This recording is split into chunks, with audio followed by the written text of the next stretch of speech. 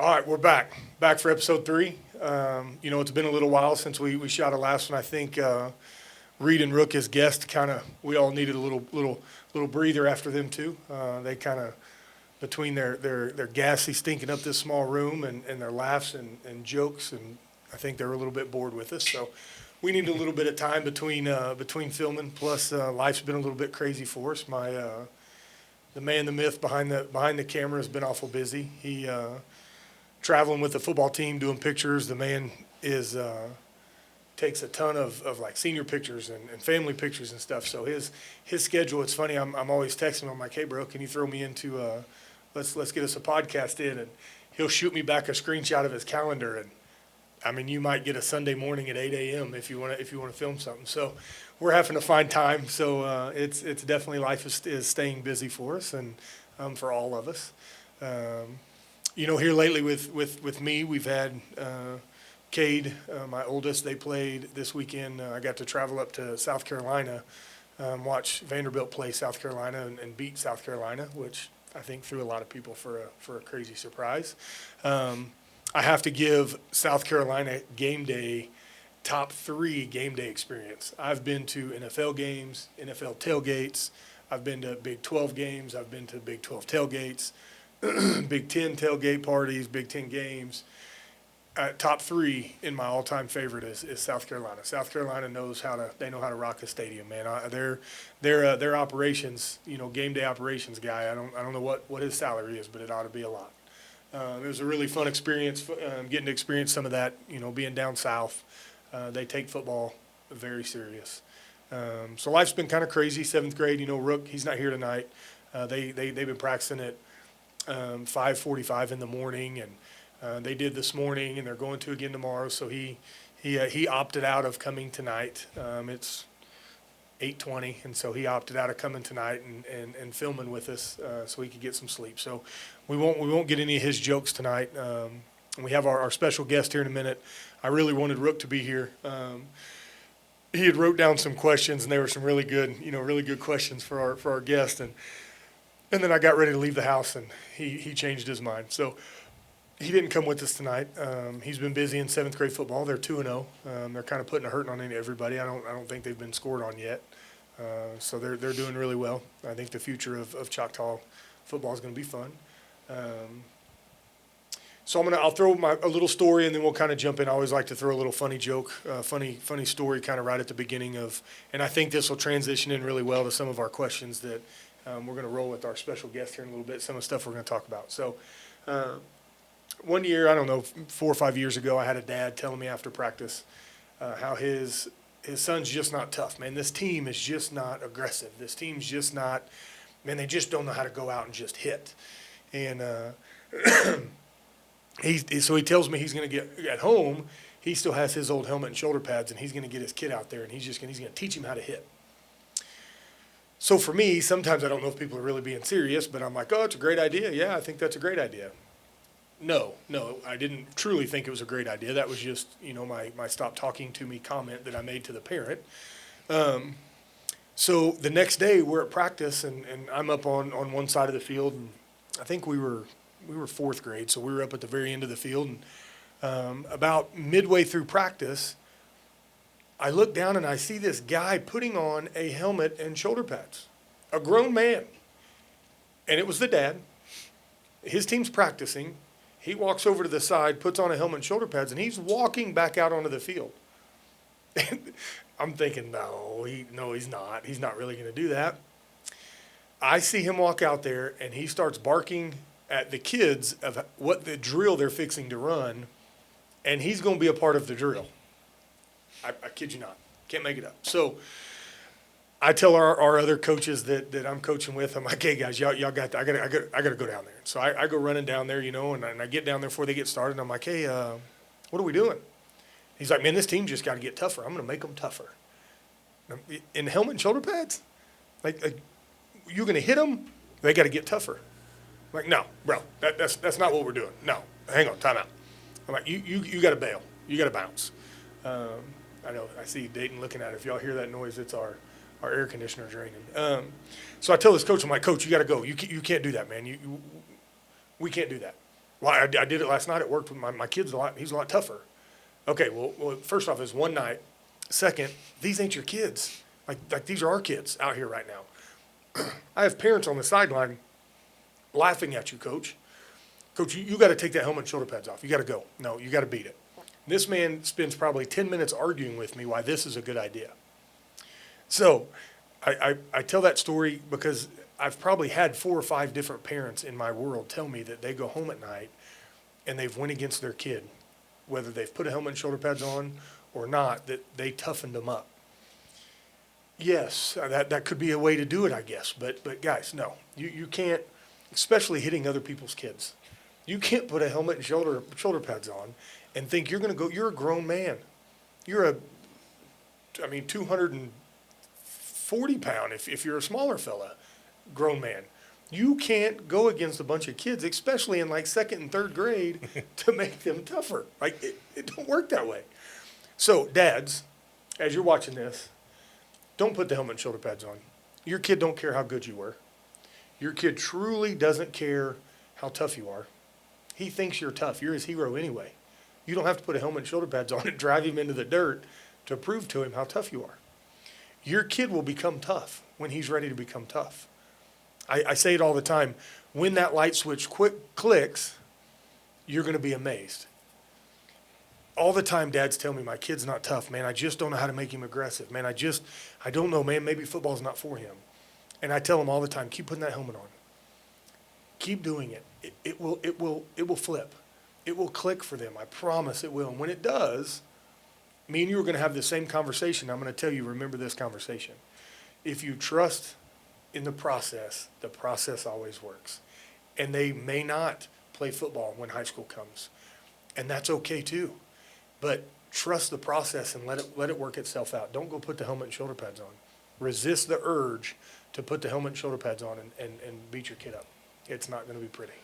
All right, so now I'm going to introduce our guest. We're going to jump into the fun process of I like bringing people on. And again, I don't have Rook tonight, so it won't be. I don't think it'll be near as entertaining. But I'm excited about this guest. When I first started this podcast, I kind of told him about it.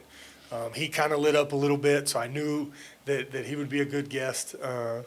And as we talk, you'll see, his world is definitely not very slow. And I think because we're at 8 o'clock, I think I was able to get him in, and I'm really, really excited about having him. My guest is Shane Hawk. Shane Hawk is not just the high school baseball coach. Shane Hawk's a man of many hats. He's a fellow former black and gold Bomber, which makes him cooler than most everybody else because we were Bombers growing up. He is the high school baseball coach, and I'm going to miss a lot, and he'll probably fill some of it in. He is an ex-pro baseball player, an ex-college baseball player. He is a dad to a college volleyball player. Mm-hmm. He is a dad to a high school football player, basketball player, baseball player, which is awesome. We'll talk about the multi-sport stuff. He is a dad to a freshman football player, mm-hmm. basketball player, baseball player. Really excited. A teacher at Choctaw. Really, really excited to have him. Really excited to kind of jump into a little bit of his world. I'm going to throw it over to him and kind of, Shane, tell us a little bit of your journey, your personal journey from high school as a player to high school as a coach now. Kind of what path did you take? College? Like tell us a little bit of your journey. Yeah, it's funny because everyone's journey is so much different, and me and Aaron go way back, and so I know he had a different journey too. But I was a high school baseball player; that was my thing. I was asked to play football, and I just didn't want to do it. I knew they had to play guys like Rocky Calmus and those guys at Jinx. And Coach Ververka back then wanted me to be a tight end, and I wasn't going to run across the middle and get wore out by Rocky Calmus. So I got the opportunity to pitch against him and strike him out, so that was cool. But I played high school baseball, and my baseball coach told me if you're not going to play football, you're going to do something. So I actually ran cross country in high school. And so that was my second sport because we didn't have off-season baseball. Which is a sport that, to me, I don't understand. I run out of things to think about walking from one side of a building to another, let alone running multiple miles. Oh, yeah. And have something to think about. I have profound respect for our cross country team and our cross country runners. I got an opportunity to run in 2 cross country state championships because we qualified 2 of those years I was there. So it was neat to be able to run in a state championship cross country meet at Oral Roberts both years, and it was hard, and it was a dirty game when we ran it because cross country ain't running around a track. You're out here in the middle of the woods, and so there's some dirty things you can do. I'm not promoting it by any means, but when I ran and I would grab a tree branch and run with it as far as I could and let go, like it would make the pack a lot smaller when you hear guys in the background getting hit with a tree limb because I would grab it and run with it or whatever. Great. So that's the dirty side of cross country. Yeah, there's some dirty stuff that happened out there in the meets when there was no coaches around. That's great. And so yeah, it was tough, and it was a good thing for me because I was a pitcher. So the mental side of it, the mental side of cross country for me was big because I'm on the pitching mound, and you're out there running, and you've got a 5-mile day or a 7-mile day. Like it was really competitive at New City when I was there. It was a really good cross country team, and you get that cramp in your ribs, and your body's telling you your mind's telling you need to stop, but you're fighting against that. So it was good for me to do that and learn that. And I don't know if we'll have time tonight, but it leads into some funny stories in college about being on the OSU cross country team. So I was a multi-sport athlete at OSU one year too. Oh, nice. So that's funny. Yeah, that's funny stuff. So me and another pitcher, that's a funny OSU story for us if we get to it tonight. But so that was kind of my journey. I ran cross country to stay in shape for baseball.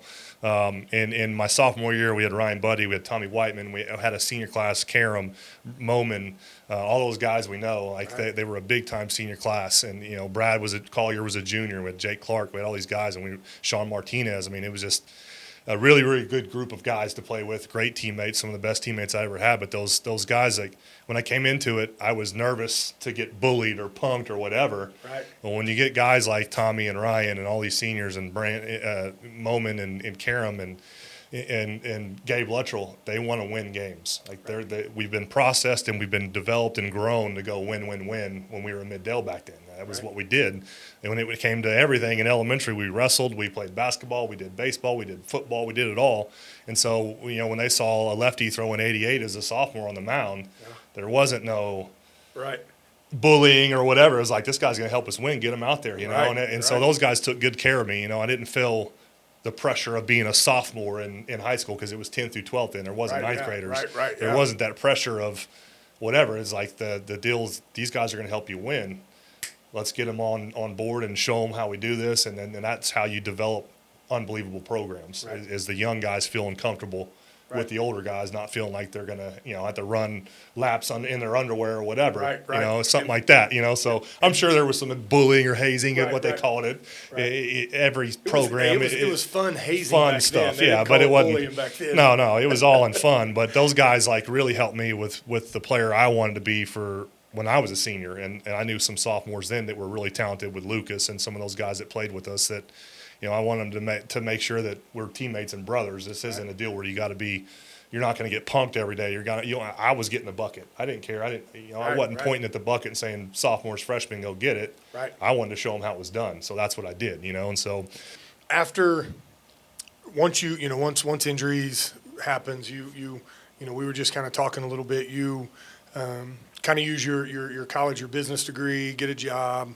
It's obviously not sports. Obviously, at this point in your life, God kind of made you to be a coach, to be a part of that. Oh yeah. And so you find yourself through kind of Midwest City a little bit, and finally you find yourself in Choctaw. Right. So you become the high school assistant coach, and then jump pretty quickly into the head coaching job. Once you come in as a head coach, after your first year as a head coach, what do you think your biggest takeaway was from being an assistant for a couple years to your first year as a head coach? What do you think your biggest takeaway was? Biggest takeaway was I wasn't the fun guy anymore. As assistant coach, I was the rah guy. I was giving guys hype. I was the hype man, and I had music going, and that's good. I didn't have to worry about any kind of meetings or any booster club meetings or any of that stuff. It's show up, coach, and go home. Kind of be a friend. Yes, yeah. You're the middle guy between the head coach and the players that can kind of solve problems and be that median guy. And and the hard part for me was I I don't want to make anyone upset. And so becoming a head coach, I had to learn kind of, and luckily my wife Meredith's so great with the way she handles things. She's so special and is able to she's helped guide me through some long nights too, and you know that, and you got a great wife too that just is your rock, and so it's like, they're the first ones to smack you and go, that was stupid. Yeah, 100%. Or why didn't you do it this way? Why did you do it this way? Like, God dang it. Because I'm not you. Because I didn't ask you first. I don't have your intelligence. All right, I'm a meathead. And so it's still hard for me. I'm almost going into year 13 now. And in those first couple of years, I took it so personal when someone didn't like me because baseball didn't go their way, or they weren't starting shortstop or whatever, and they thought they were, and I always took that to heart, like I did something wrong, and all I was doing was trying to put the best product on the field at that time, like any coach tries to do, and do we make some mistakes along the way? Maybe so, you take some lumps along the way, but it was a big time transition for me because it was, I never ran a pro. I was never a teacher before I was a teacher, I never did any subbing or anything, so I jumped in the water and got after it and learned, and struggled, and you take all those lessons and you learn the hard way, I guess, sometimes. And I had some great advice from Coach Kraft before me, on Booster Club and this and that, and I already had a good idea of how I wanted the program didn't have to change a whole lot, and he was so great with time management and organization and the things you need to be a successful coach. With your practices and how they run, and your meetings and how they run, and how you handle talking to parents and things that are professional, not just button heads and it's my way or the highway or your way or you're getting out of here. Like there's a professional way to do things, and I feel like I've done a good job of learning how to do that. And then, like I said, these last 8 years have been great because it's my program now. I feel like after all the certain amount of years, every kid that's coming through now, like now they're yours from the youth, from the middle school through mine. They're Hawks baseball team where it's not Crafts guys or whatever. Not that they were bad or whatever. They helped me get state tournaments, and so it was definitely and again I say it's still it's hard every year because you ride those waves of up and down and the stuff that you battle, but it's also the journey too every year that brings you back. What I mean? It's like those ups and downs are what make you too, and it gives you that character. So it's been awesome. Helps build that program. We'll talk about some ups and downs. So we're gonna jump into it. I've got some questions for you. Okay. These will be just for all our viewers out there. These will be thrown at him. Without him, we don't have a monitor in here. He don't have any idea what these are going to be. So good. We'll get a true, honest answer, and it's okay if you say pass. If you say no comment, it's okay. We are, we're silent bleachers, loud opinions. So I definitely have some. So we'll jump in. So first, we'll start off easy. I'll throw you a little bit of a softball. When you think about high school baseball today compared to when you played, what's the biggest change you've seen, and is it for the better or for the worse? Technology.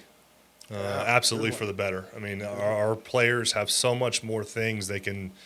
So many more tools, so many more training devices, videos, equipment that's accessible to make them better ball players without, you're going to want to have coaches along the way. You're going to want to have trainers, meal plans, the whole 9 yards. But as far as, the game itself, us going out, getting 21 outs, fielding ground balls, that training never changes, So we're still going to take in and out. We're going to hit BP. We're going to run sprints. We're going to throw bullpens. That part of the game's never changed. But for us to have the access we do to the radar technology, we bought Flight Scope last year, so our hitters are in the dugout seeing the pitcher, his movement, all that stuff during the game. They're having at bats before they've got up there, So we're facing Sims, who's going to be a top 5 pick this year, throwing 97. We got him out of the game in 3 innings.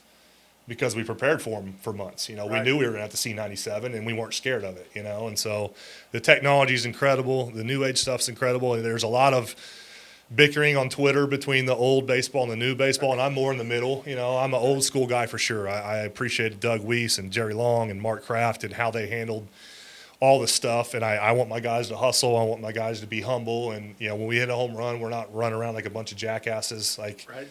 We're expecting to do that. So watch a guy like Cash Williams last year who hit 20 of them. he hits the ball and his head's down and he's running around the bases pretty fast. Like, Right. it isn't some show bat flip stuff. We're expecting to do that. Love it. It's not a surprise. You know what I Love it. mean? And Love at the end of the game, I'm expecting our guys to beat everyone. So at the end of the game, there isn't a bunch of cups getting thrown in the air where we're in the handshake line going, who's next? You know, Right, we don't need to right. celebrate and make people feel Love that. what they are. And so that's what I love about it. You know, and again, the old school guys, they're butting heads with the new school guys, and there's some new school guys. I don't like some of the stuff they're doing because I think the hitting and the pitching and the defense, no matter how much training you have, we can get videos of all the old school guys and the new guys, and they all have a similar Right.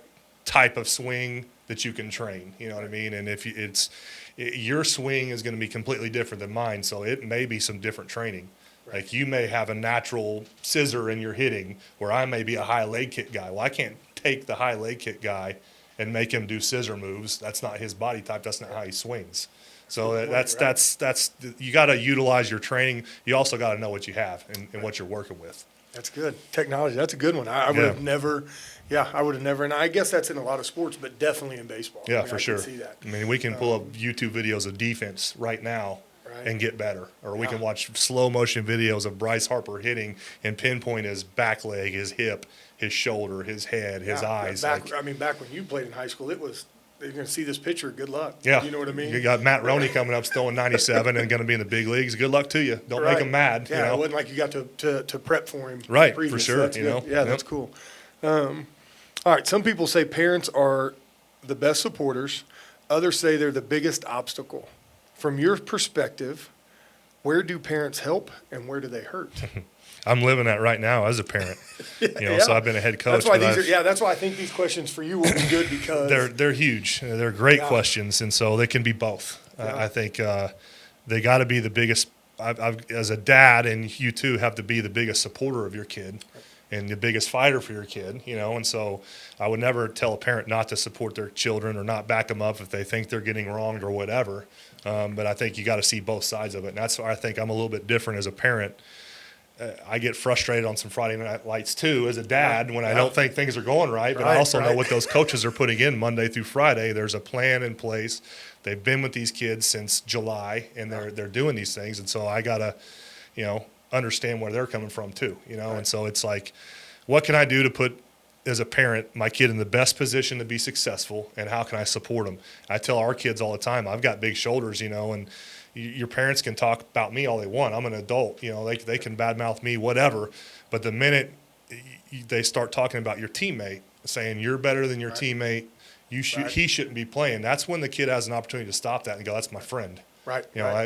We're talking about another kid here. Like yeah. I'm at practice with him every day, and right now he's better than me. Like Right, yeah. that's just Realistic, That's yeah. the realistic deal there. Right. So if that's what I would suggest, like, try to be a good parent to you. Everyone's trying to be a good parent, but the hard part is, like, talking bad about another kid is not a great way to do it. Right. We talk in here, last week talking here about being as a parent, being a good teammate with other parents and being a good teammate towards the other kids. Yeah, for sure. Because you are, and no matter how much you want to or don't, as a parent sitting in the stands, you're a teammate as well. For sure. You need to be positive. I want Rook, or I want Cade when he was in baseball to be successful. Right, I don't want any of these kids to fail as a parent. Like, I want every kid to score a touchdown. I want every kid to get a Absolutely. first down. I like, even right now, I'll watch kids on defense, and like Tartaglione, I'm a big fan of that kid. Yes. God dang, he flies He's around just and a crushes bowling kid. ball. And so I love watching him Yeah. just go play, and I tell him that after the game, man, great job. I give him a hug, you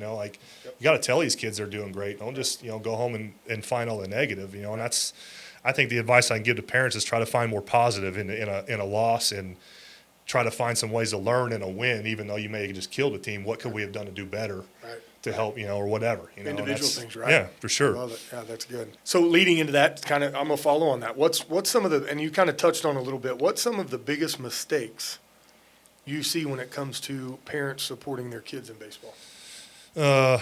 Taking As a coach. Taking over for the kid. Now, granted, we're dealing with high school kids, and this may be their only shot to ever play sports again. This may be their last spot, and so I think that's an awesome question. When it becomes a deal where you're kind of that thorn in the team when you show up or something like that, Right, it's uncomfortable to be around you in the stands because they know you and the coach aren't getting along or whatever. Like You're waiting for them to sit down so then you can go pick your seat. yes, for sure. You know, and so I've done that many Friday nights. I think it happens with every team and every organization. You know, it ain't just baseball, football, basketball. I think it's every school too, for that matter. There's some of that goes on. That's just part of, I think, life in sports. You know, 100% we're going to know that not everyone's going to be happy. Right. You know, and so how can I still, even though I'm not happy as a dad, last Friday, I wasn't happy. I was pissed, you know, at some of the things that were going on in that game in Kansas, you know, as dad. It's hard, yeah. And I got to learn to not be that. I got to learn to support, and I've got to learn, you know, I'm on your side now too. I'm a coach, but I'm also a dad to 2 kids in the program that's trying to learn to navigate that support system too, you know, and don't rush to judgment when one game goes wrong, because we saw what happened last year with a hell of a run in the state championship. After it was some bad games early in the season, we were thinking this is over with, you know, like, and now all of a sudden we're having people donate, we're able to get food to them, we're able to do all these things because how can you help? Yeah. You know, if your kid, even if your kid's not the starter or whatever, what else can I do to help the program be successful and be the best, like make this the best experience for the kid, even if they're not the star. You know what I mean? That's what I'll tell you, that's kind of a funny, you just said, you know, how even if my kid's not playing, or even if, you know, how can I help the team itself? That's so funny. Biggest things for me is, as the Touchdown Club president, I'll get people that'll send me a message, or I'll get people that'll hit me up, and you know, it's you know, I want to donate, but my kid don't play, or you know, if I donate, you know, will that help my kid? And it's like, guys, first off, hang on, I'm the Touchdown Club president. I say it all the time. I'm the dancing bear to put nutrition in the locker room. I'm the dancing bear to feed the team after games. Right. To get your kids some awesome playoff hoodies, or, you know, whatever it is. I have nothing to do with that. But as a coach, it's hard for you guys because ultimately you're going to hear that. Right. You're going to hear that this parent said this or that parent said that. And it's kind of a hard spot for you guys as well, because you have to, like, you know, that's in the back of your head, but you have to coach the kid, not the parent, not 100%. whatever else it is. Yep. And that's tough. Well, and I've had an instance in my career through the years of, you know, a parent totally, I know, doesn't like me, and the kid knows it, you know, and so it's my job as a coach to let that kid know that don't matter. That's me and another adult running through an issue here, and that's when I put my arm around his neck, like, hey, it don't have nothing to do with you. You keep playing hard, doing your thing. That takes care of it. It has nothing to do with your relationship on the field, whether it be football, basketball, or baseball. That's 2 adults trying to figure some things out. That's great. Yeah. With what they're talking about. That's good, it has nothing to do with the kid. Right. It's hard. It does because of playing time or whatever, or Right. they didn't get shouted out on a Twitter when they thought they should have, or, you know, there's things like that come up that the coaches miss. Shoot, I can only imagine, you know, and it's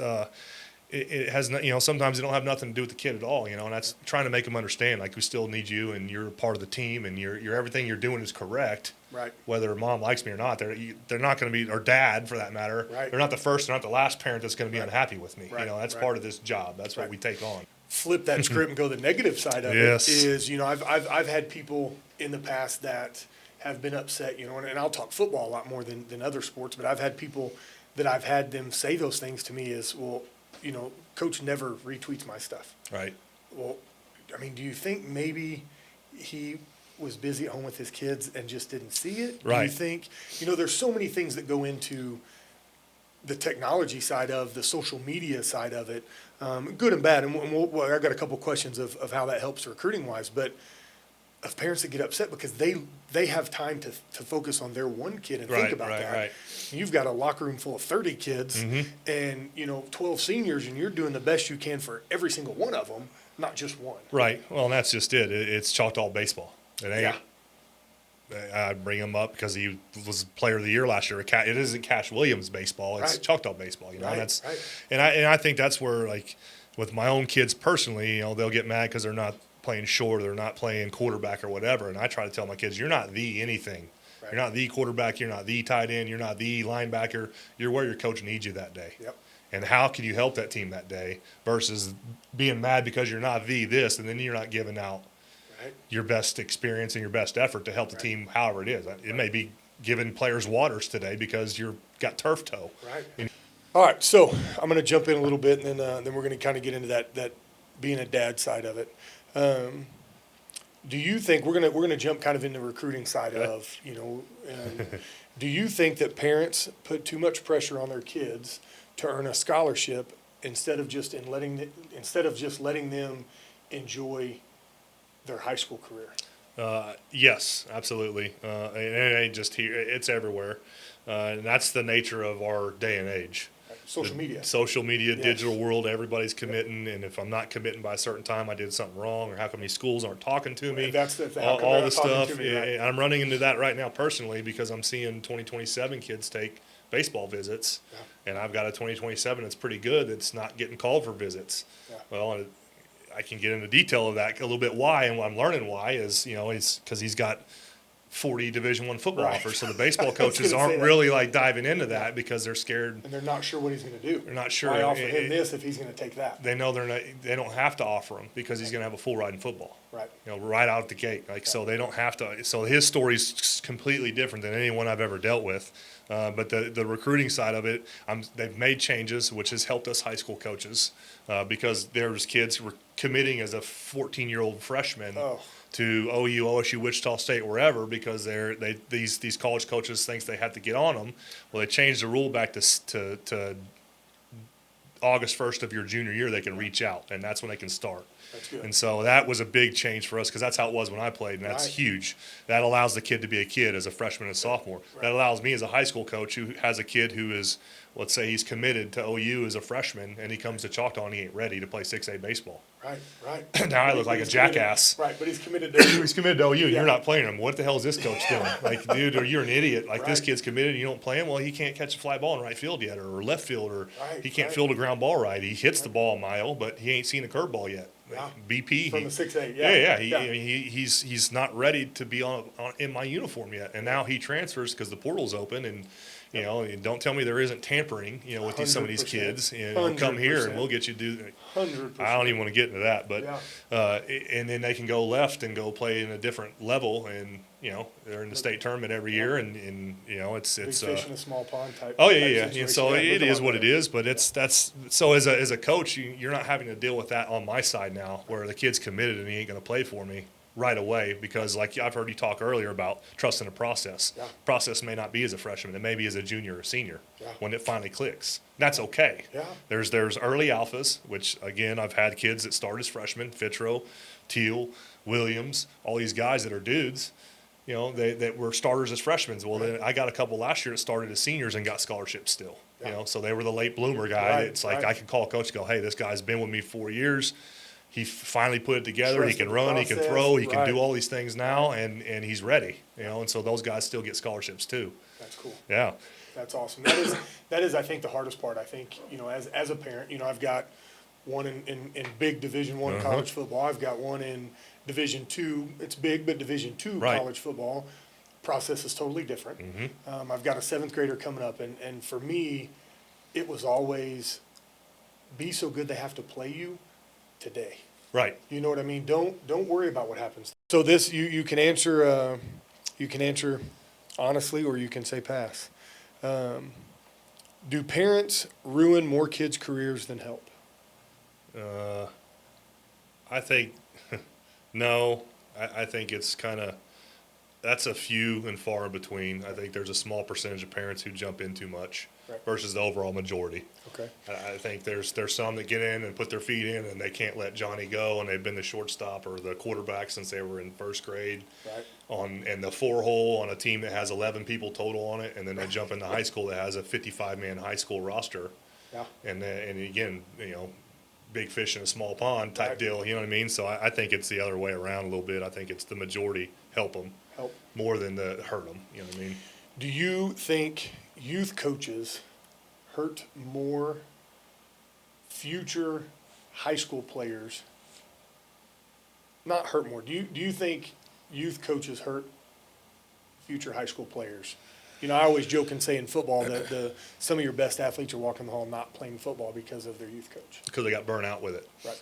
I've lost so many baseball players that come in as a freshman, and baseball's a little bit different because it's a lot of these kids are doing it year round now. It's 12 months a year, and they're going to camps and they're going to lessons and they're doing this and that. And I've had several players, that just by the time they got to their freshman year, it wasn't us. They were just burnt out. Right. I just didn't want to do it anymore. And I'm like, and the answer that always comes up, and it always really bugs me is, well, I'm not having fun anymore. Like, why? Because you're not the 3-hole on a 10-man team, or I'm like, you haven't played for me yet. We got music going. We're hitting BP. Like we're it's fun if you let it be fun. You know what I mean? But don't tell me you're not having fun. You've been here for 2 months. Right. But the things they missed out on, whether you say childhood or they're younger, some of the things they missed out on maybe comes to light as a high school, yeah. And, And like, now they hey, can go fishing. I want to go party. fishing. I want to go hang out with my girlfriend. I can drive myself. I can make my own decisions. Right. I'm going to go hang out with my girlfriend and go hang out with my buddies that aren't here 5 hours a day, 4 hours a day. Right. And so they've missed out on it back in the day. So I missed out on it in 4th, 5th, 6th grade when they were out there grinding in INFC and fall baseball at wherever Little League Park and Saturday football, getting Sunday home from baseball, school. And they're getting home from school and going to lessons or practice or this. So it's from 3:30 to 10 p.m. Right. And then they got to throw homework and food in there somewhere. And then somewhere, right. And so there is some burnout, you know, and that's the big deal for us is every year I've made my kids do multiple sports. So like every fall, my boys are playing football. In the winter, they're doing wrestling or basketball. In the spring, they're doing baseball. If they didn't do baseball, they do track or something. You know what I mean? Right. And so every year, a coach from one of those places, football, basketball, baseball, you know, and the youth level said, well, aren't you worried they're going to get passed? We may not have a spot for you next year because we're going to play fall ball and he's not on the team. The new kid may take your spot. I'm like, okay, there'll be another team. Oh, I'm so glad you just said that. That's fine. There'll be another team that needs a kid. Like Yes. I'm not that worried about winning an 11-year-old ring or going to Gulf Shores and winning whatever. Like that the kids aren't really going to remember that. The parents are because they're the ones hanging out doing all the fun stuff while the kids are playing ball, you know. Right. So that's the burnout side of it. And I was always – for me, I'm like, if he gets past, he gets past. He'll catch up. Like, he'll figure it out, you know, and he'll compete, you know, but he's going to do it all. We had a first grade coach this year. I'll be quick on this. We had a first grade coach this year, and he jumped in. He's a parent that jumped in to kind of help coach. And I'm at the first day or two of practice, and we're talking, and he's like, man, I'm so excited. You know, this year we decided not to play fall baseball, and our coach told us that, you know, he wasn't going to be able to be on that team in the spring. And he said, the reason my son's best friends aren't playing football, they all want to play, but they're all scared they're not going to have that team in the spring. And he said, we just decided that there's enough teams out there. We'll find one. There'll be another team. There'll be another team. And he's like, man, you know, a lot of our friends didn't come play, and it's sad for my son because all his best friends are playing baseball, and he's not, so he feels like he should be. Right. But it's also sad because some of them would be really good at football. And when he said that, I just laugh about that. The times I've heard people say if you don't play fall baseball, you're not going to have a spot in the spring. Well, I've heard it with Titus. How come you're not at 7-on-7 in the spring? Yeah. Or how come you're not like in the basketball world is even bigger because you do need to kind of have some summer basketball and this that and the other. Like, and Titus has missed a bunch of summer basketball, but he's still out there on the varsity competing. Right. Because he's a grinder and an athlete and. Right. You know, and he's going to that sport. He's going to put everything into it, and he's going to stay late, and he's going to do everything necessary to be to catch up. What you need. Right, and to catch up. Right, that's good. That's good because that is definitely one that I've heard that. And I'm the coach. I want his ass in baseball right now. Right. Like, yeah. I wish he was in baseball right now. If he played baseball year round or played football year round, the type of he's still getting recruited. Right. But like the kids that do multiple sports, if they did that one sport. You got another monster on your hand. If he's hitting baseballs 12 months a year, which he can do that if he wants, he's got access to wherever to hit, but he's in another sport, and so scouts and college recruiters and pro scouts love that stuff. That was going to be a question I was going to have. They love the multi-sport kid. In the first 5 questions they ask you about a kid, how often is in those first 5 questions one of them, what other sport does he play? Every time. Is he baseball only or does he do multiple sports? And the thing I like being able to do is our kids that do multiple sports that are successful, I can show them a clip of them on the football field doing some good things or on the basketball court dunking. Yes. A baseball scout or a football scout sees a kid punching a basketball.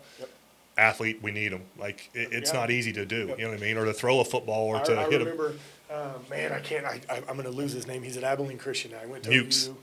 Yes. Yeah. I'll never forget the story in basketball. Jake was telling me in basketball season, the OU coaches. I was sitting right next to him. Came to watch him play basketball. He jumps up and dunks the ball, and they offer him that night. They got up and left. Yeah, got up and left. They offered him everything I that need to night. see. Yep. That was it. Yeah, and it was all because not only was that dude a freak on a football field, but he comes to game 1 in basketball after football's over. Jumps over a dude and sticks it. Yep. And they were like, got up from their seats. All right. Yeah, that was all they wanted to see, and they offered him that night. Yep. Yeah, I love that story. Oh, yeah. I love that.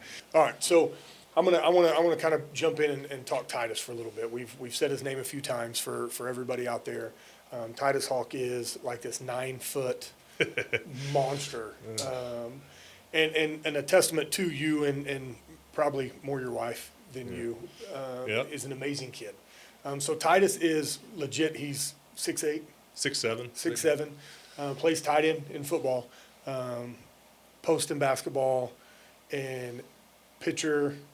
First and outfield. And outfield Yep. in baseball. Not to mention hits well as well. Yeah. So all of those sports things, you put all of those to the side. Titus is an amazing kid. Titus has put time in youth. He'll come do some stuff for us in football anytime we call him. He'll come help us work in youth. You ever see Titus, he's going to put a smile on his face. It's yes or no, sir. He's going to come speak to you. There's not a kid that can walk by that he's not trying to high five or he's not speaking to. An amazing, amazing young man. And I truly don't think there's anybody that should be riding this roller coaster better than him because he's such a cool kid. Such an awesome kid. But we're going to talk a little football. So football and baseball. We'll throw some basketball in there too. But so last year he goes to a couple camps. Everybody kind of, I'll never forget when people were coming and recruiting, because he was a freshman. No, he's an 8th grader, Cade's Senior year, yep. Right. And so I think we were to spring something or other. I don't remember exactly what we were doing, and he was out there. And there were some scouts there talking to Cade, and I'll never forget one of them going, asking who was that No, kid? he was probably quarterback then, I think. He was. And so I think Jake had him out there just kind of throwing a ball around, you know, and they're like, who's that kid? And we're like, man, that's an 8th grader. They're like, what? I'm like, yeah, dude's an 8th grader. And so you kind of fast forward a little bit, and last year in some camps and things, and a couple offers start coming, and you guys do the cool thing as parents, and you don't mind taking him to camps, Right. 2 places, which I think is the greatest thing as a parent to get your kids seen. Yes, they will find you if you're good. Right. They'll find you. But if your son has a spot that he would really, really, really like to go to, take him to that camp. 100%. I think it's a great deal, especially when he's going to hop up out of the car and walk in at 6'7". Right. Take him to the camp. And so he starts getting some offers, and there's some pretty decent offers right off the bat. You know, Right. some pretty cool offers. And I remember in conversations, it's like, oh, this is going to take off. This is going to take off. And then you start hitting the Notre Dames, and then they just start Florida, and Right. they just start flying. And it's been really, really cool watching that process, knowing kind of that, you know, my 2 are a little bit older, and going through that process as a dad, and now watching it as just a fan of a kid is a whole different world watching it. So as a dad / coach, Right. what has that process been like for you guys as mom and dad, and this whirlwind just overnight? Overwhelming sometimes, Yeah. you know, and I don't show it, and I think Titus doesn't show it, you know, and he's done such an incredible job of being humble and not being that, look at me, I have this 100%, offer, not being a punk, you know what I mean? absolutely, Like he's absolutely. totally, I wouldn't be that way. If that was me back then, I would have let everybody know, like, look at You this would shit. have known. I did. I think yeah. I wore OSU shirt every day. I think I wore my OSU baseball hat to school once I committed. Like, look at me, I'm OSU guy. But he's done great. And as a dad and a mom, Meredith too, it's like looking at it and literally, man, I should have brought the bucket, but it's a bucket this big and this wide he gets letters every day.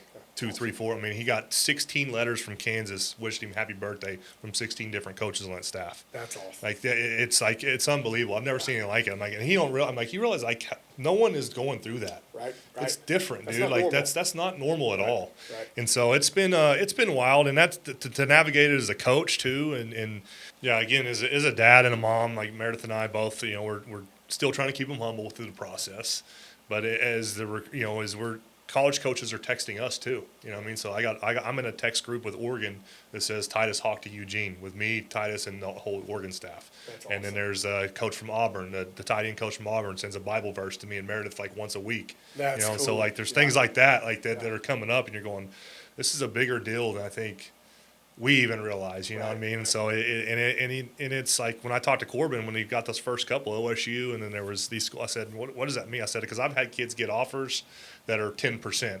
You know, they're getting a $2,000 scholarship on a $30,000 education. That's Right. not much of an offer. Right. You know, and I said, so what's this offer mean? He goes, everything. Yeah, you don't pay with for a football, thing. you don't pay for a thing. Not He a goes, thing. so they're full ride. Every school that's offering them is a full ride. I'm like, Yep. okay, you know, and so navigating the baseball side of it, schools are calling him. So Oregon, they want him. Oregon baseball likes him too. They want him to do both. Notre Dame said he can do both. Penn State said he can do both. That's awesome. OU, OSU is talking to us about it. OU is obviously two-sport U, that's what they promote, and so they're all kind of gung-ho. Texas Tech, we were there 2 weeks ago and had a chance to talk to Tadlock, and he's like, he's a no-brainer, Right. and so it's just a matter of, talking to people I know in the baseball world up at that level, it's they're not going to waste their official visits and all that on a kid who's going to get a full ride in football, Right. because he's going to be, Right. ultimately what I've been told is he's going to be football, and I said, well, what can we do? Can OSU, can baseball do anything? Can they give them a little bit to, Right. just to whatever, to show that you're part of them too? Or I mean, Right. it's a business world, and Yes. when you get a 6'7" tight end or a badass quarterback or whatever, Right. that's going to be your glue or whatever you're about to put all this money into, like, yeah, that's going to be kind of exclusive to that sport, and that's where I'm like having trouble navigating, because I do want to see him do both.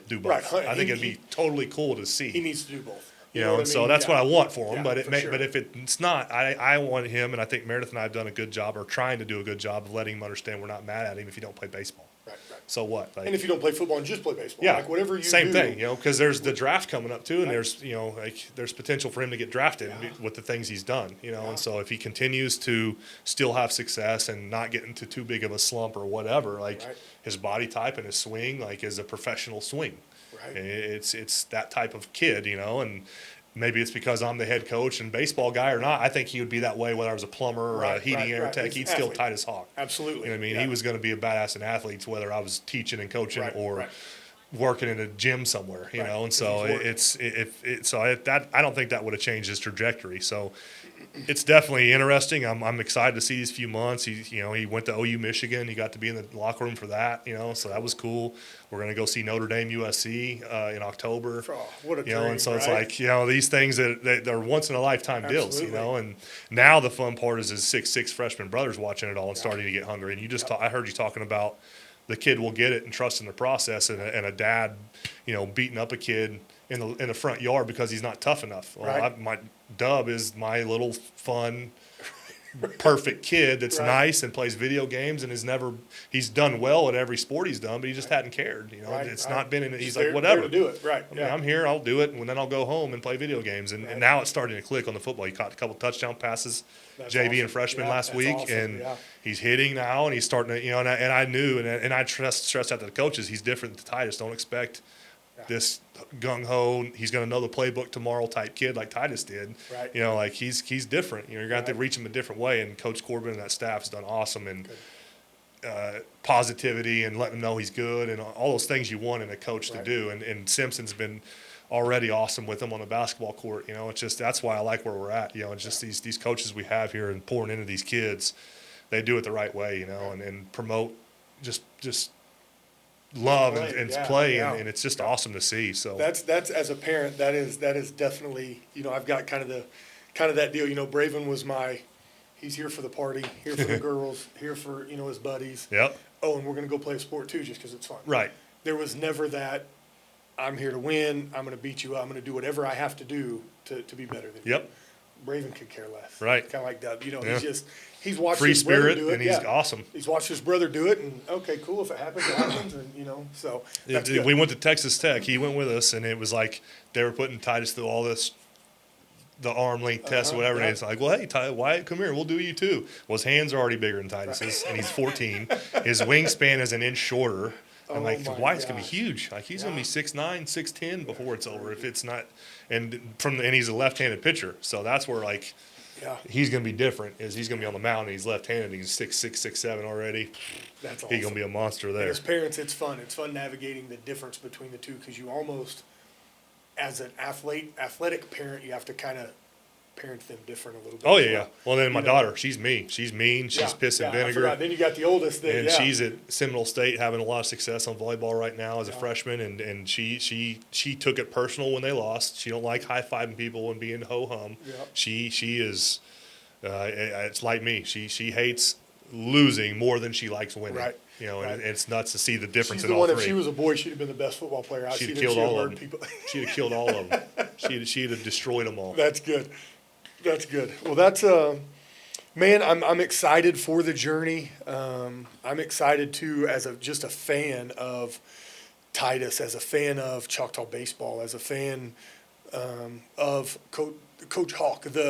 I know you really can't tell, and you guys that know Coach Hawk definitely, but the ones that don't know, we're sitting in chairs, and this dude is like a superhero when he stands near the gate when you're trying to get on the football field. And it's so funny watching people walk up and just kind of look at him, and they'll turn around and they don't even try to get on the field. Like they're just going to walk away. So as a friend, an old, high school teammate, old friend, it's so cool to be in the same school and be a part of watching that journey, the ups and downs, of you as a coach, but also as a dad and watching the kids. And so I'm pumped that you came on. I know, schedules trying to line those up. We've been trying to. I know it's late. I know we're cutting into, family time and things, but man, thank you for coming. Thanks for having me on. It's going to be an awesome podcast. So those that tune in. It's going to be great. I'm excited. And anything Aaron's got to say, you're going to listen, because he's one of the coolest dudes I've ever been able to hang out with, and so I'm appreciative you even thought of me coming on. So for sure, man. It's no doubt. You're a no-brainer, man. Thank you. Yeah, for sure, brother. Man, that was awesome. That was so cool having Shane, somebody that Coach Hawk, as everybody knows him, somebody that is not only navigating life right now as a very high-level athlete's parent, but also, like he said, Dub, Wyatt, a parent that has a kid that's just trying to figure out his way. So Shane kind of being in that what some of us are, from having an athlete, a high-level athlete that is going to go play college football or college sport, to what some of us are having, or having that kid that's not the greatest, most recruited athlete, but he loves the sport. He loves going to practice every day. And so navigating how to be that supportive parent for them. So Shane being able to do that, not to mention, plus he's the high school baseball coach. And so he's gotten to coach kids that Cash Williams at Tennessee, that, some of the I can't remember some of the kids' names he said. I say Cash because it's one of Braven's best friends, and so that's a name I have on my head. And to Brody Clifton and some of his seniors this year that he has, trying to navigate that same path of getting themselves, because they want to go play college sports. And I tell everybody all the time, and off camera, me and Shane were talking about, there's a million colleges out there. You can play your sport in college football somewhere. It may not get paid for. It may not be a big Power 4 university. But if you want to play your sport in college while you're getting an education, there's somewhere out there. It doesn't have to be the big D1. It can be anywhere. And so as a parent, being able to truly trust that and truly know that if my kid wants to play college sports, we can find somewhere. My coach will help us find somewhere for my kid to play. It doesn't have to be the best. So it was really neat getting to talk to Shane and getting to hear his story, where he come from, good old M-Dub, to professional baseball, to now being a Yellow Jacket, and have his kids go through this program and have him coaching, future college players and just coaching high school kids that enjoy playing baseball. So that was really neat. We're going to try to do that more often. Me and the brain behind the camera, we're just talking about some different ways and different things we're going to do. We're going to start bringing on some more guests. I enjoy hearing those stories. I will, I'll think about questions I should have asked all night long now, and I enjoy that. So we're gonna kind of do some more of that. Another thing I'm going to do is I'm going to start bringing a little more of my youth football into it. We're going to start kind of doing some weekly games, updates, some weekly predictions, some things like that. We're going to take the camera out and talk to some of the kids. We're going to start doing some fun stuff with this podcast. It's really been neat. Again, if you could see our room, we're in a 5x5 room. So it's really been neat navigating this process of this podcast. We're hopefully going to continue growing it. We're hopefully going to get it better. I'm having fun with it, if nonetheless. I wish Rick would have been here tonight, my little co-partner. It's been a lot of fun getting to do this. So thank you guys for watching. Make sure you like and subscribe wherever that link is, however Dayton does that. Make sure you like, make sure you subscribe. We're going to have some cool videos coming out. Thank you.